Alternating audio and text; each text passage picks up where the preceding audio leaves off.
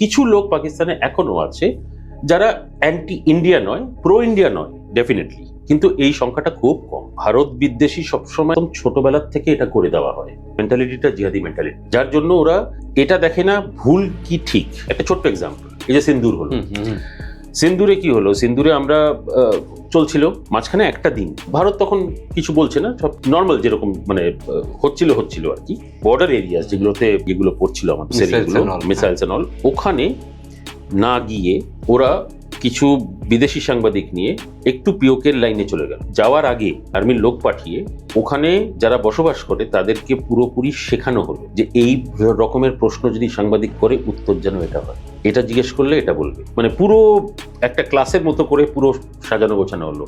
যখন সেই সাংবাদিকরা আসলো, এসে প্রশ্ন করলো, তারা তো নর্মাল একটা প্রশ্নের মতো প্রশ্ন করলো, বলো হ্যাঁ হ্যাঁ ভারত থেকে এই মিসাইলটা এসেছিল, একটুর জন্য বেঁচে গেছিলাম, এই ওই, মানে ভারতকে একটা অ্যান্টি পোর্ট্রেল করা। একটাও কিন্তু সত্যি নয়, কারণ অ্যাটাক সিভিলিয়ান এরিয়াতে করেনি। পরের দিন বিদেশের কয়েকটা নিউজ পেপারে কিন্তু এগুলো বেরিয়ে গেল।